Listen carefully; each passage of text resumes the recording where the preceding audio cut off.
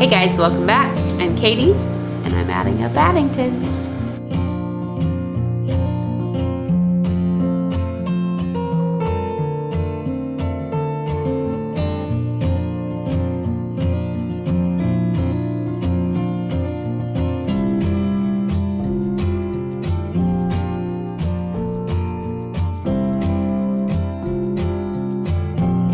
So today I wanted to just take some time to sit down and talk about why and how we got into the foster care and adoption community.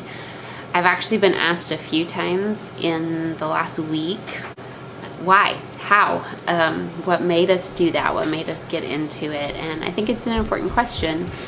And then I also watched, if you guys watch Ashley Nicole Wilson here on YouTube, she put out a video, I guess it'll be last week by the time you guys are seeing this, about how she's terrified of getting started in that process. And so I just wanted, all of those things combined, I wanted to answer some of those questions that I've gotten recently and tell you how we got there.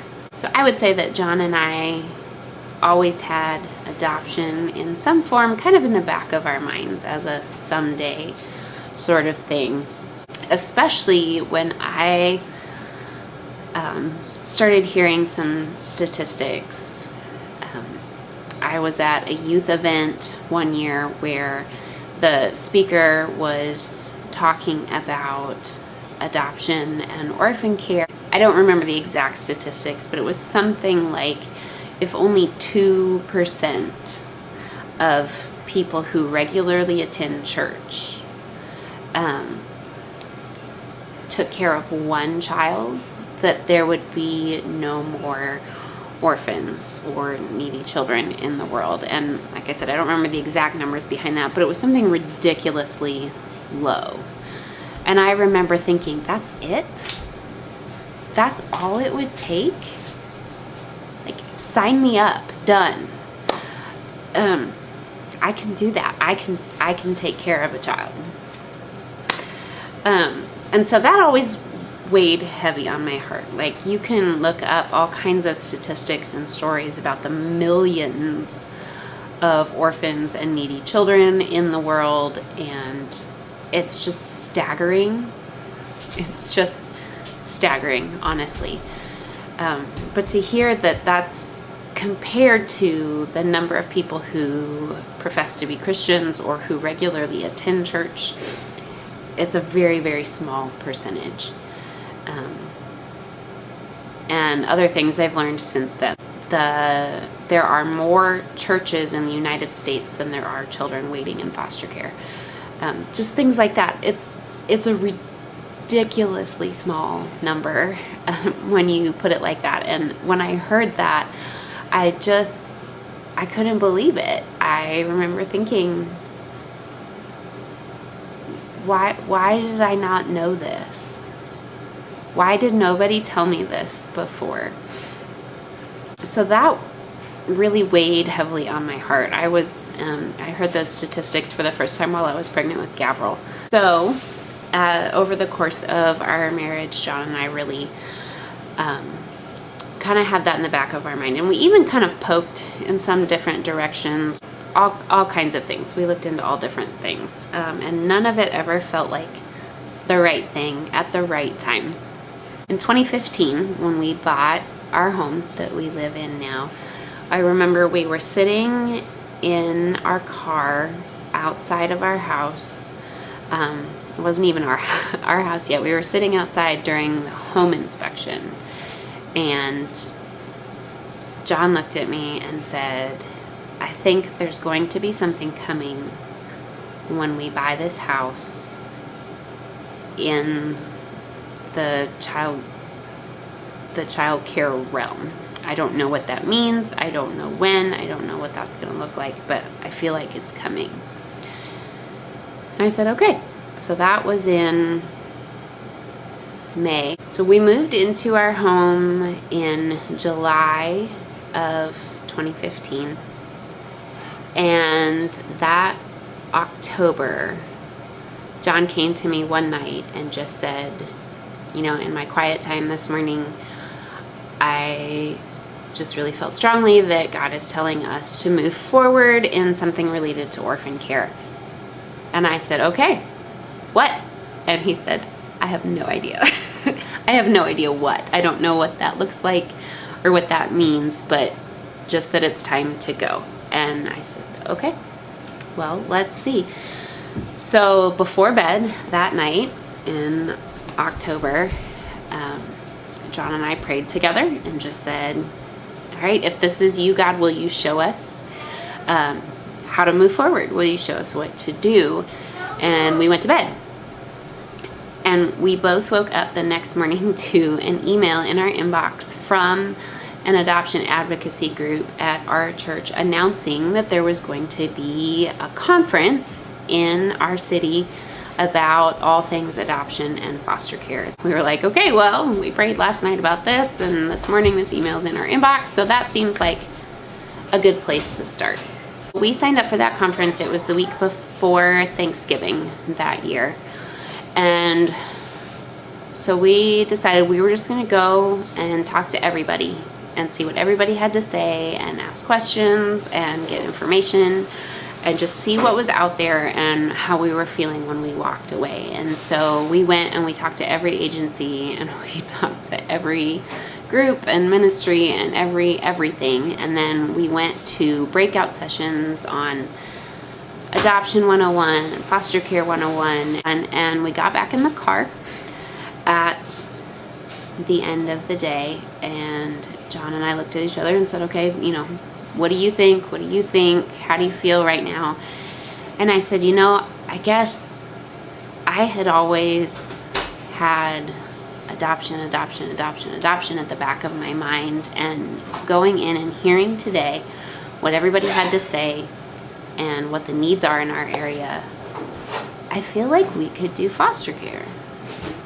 And just foster care for the sake of foster care, not necessarily adoption, but there are families and communities right in our backyard that have a need, and I think we have the resources to help with that need. And John basically looked at me and said, yep, I was thinking the same thing. So we said, okay, good enough.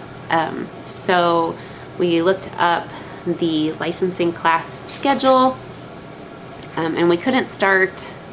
We would have started right away in December, but our kids were in a wedding that same weekend, so we couldn't do December, but we signed up to start in January. So it was a 7-week class, although it ended up being 8 weeks because we had one class got snowed out.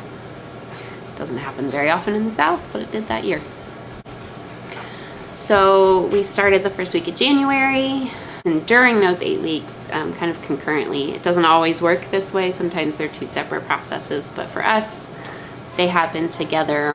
We completed our classes and our home study at the same time. So we would go to class for like 3 or 4 hours once a week, and then the home study writers and caseworkers would be out at our house, or we'd be gathering paperwork or whatever in between those classes. And so by the end of the first week of March, our home study was finished, our classes were done, everything was approved and gathered, and there was this kind of waiting period where they gathered all of our information. DCS took it and put it through all of their checks. I say DCS, the Department of Children's Services, which is what we call it here in Tennessee. I know it varies by state.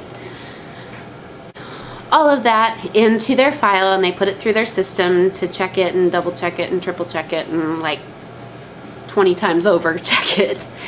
We waited for about 3 weeks or so.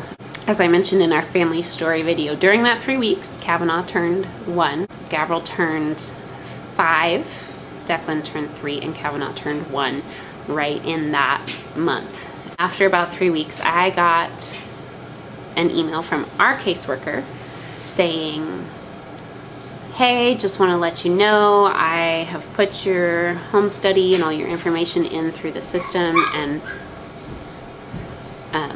everything's in order. I'm sending it off to Nashville, to the Central State Office for its final approvals. And it usually takes about 2 weeks for that final approval to come back, is what she said initially. And I said, okay, great. Just let us know when that comes back. And I think it was 56 minutes later. It was less than an hour. It was just barely less than an hour. She emailed back and said, okay, I don't know what kind of power you guys must have behind you, but your final approval just came back from the state in under an hour, and I've never seen that happen before. Y'all, Jesus is real. And I was like, oh, wow. Okay, so it's done. And she said, yep. So I'm going to send your contact information over to the placement people. Just so you know, you could start getting calls. Okay, cool.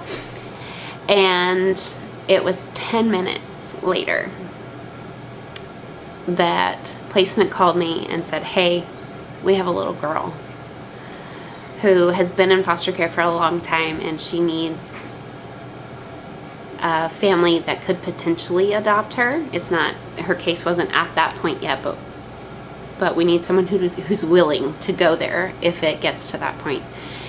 And she's gonna have a baby sister. You can hear more about how Jojo and Annorah landed in our family in my family story video if you want to know how they all kind of fit in. So yeah, in what was supposed to take 2 weeks or more, was done and approved and called, and Josianah was here in our home and in our family in less time than that. And so getting involved in that process was really from like, hey, this is on our hearts. Hey, I think we're supposed to start moving, but we don't know what. Like, it was kind of taking one step at a time. Like, this is the next thing we feel led to. Let's do it. And that piece fell into place. And now here's the next step that we feel called to. Let's take that next step. And that piece would fall into place. And so that was 4 years ago.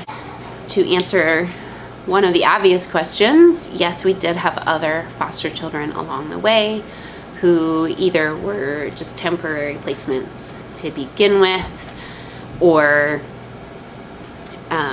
who moved on to different situations. So our 3 daughters are not the only children that were in our home. Another question I get asked pretty frequently is, why do you not still do foster care? And the answer is because the state of Tennessee says that we have too many children in our home to continue doing so. A question I get asked frequently is, why did you adopt when you can clearly have your own children? And first of all, I just want to say very kindly, that's a really rude way to ask that. So I say that as an informative thing, not to accuse anybody, but they're all my own children. Whether I bore them myself or not, they are still my children. That's all there is to say about that. Second of all, in my mind, this wasn't an either or. Like, the goal was never to just have a certain number of children and gather them however we could. The goal was like, okay, you know, we've been blessed to have 5 healthy, wonderful, smooth pregnancies. And God put us in the right place at the right time for these 3 girls who needed parents. And to me, that's both and. It's not either or. It's not either I can have children or I can adopt them. It's children are a blessing. And, you know, we've been given a huge responsibility, and that's what it is. It's a big responsibility, but why would I not want either one of those things? Again, to say that it is such a small percentage of people that need to actually get involved for it to make a difference, and yet we don't. People don't live up to that tiny percentage. And that was, it's heartbreaking and it's convicting, and I hope I can be a vehicle to change that. So if you've been considering it, let me just encourage you, there is a need. And yes, it's really hard, but most of the things that are most worth doing in life are really hard. That doesn't make them not worth doing. So I know that there are those of you who are out there who are legitimately going, hey, I don't feel called to foster. I don't feel called to adopt. I don't have the resources necessary for that. And that's fair. I guess I would challenge everybody out there to think about, is this for you? And you've just never considered it. But there may be cases where you have health issues that prevent you from doing it, or you already have more children in your home than your state allows, or whatever it is. You can still help. You can still contribute. You can bring meals to foster families. You can offer childcare so people can go take the classes. Our juvenile court here in our county gives every child who comes in for a case a stuffed animal when they get there to help them feel more comfortable. And so they regularly need those stuffed animals. Go buy some stuffed animals and donate them to the courthouse. Whatever it is, there's something that you can do to help the cause. You may be called to foster. You may be called to adopt, because there's a huge need. I promise, where you are and around the world, there is a need. So you may not be called to parent these children, but there is something that you can do to help, I promise. That's our story, how we got involved in foster care and adoption, and some of the questions that I get asked on a regular basis. If you have other questions for me, will you leave those down in the comments? Hopefully I have encouraged or maybe pushed your buttons. Maybe I've challenged you a little bit, and I'm okay with that. You can keep up with our family shenanigans over on Instagram or on Facebook. I appreciate you spending your time with me, and I will see you next week. Thanks. Bye.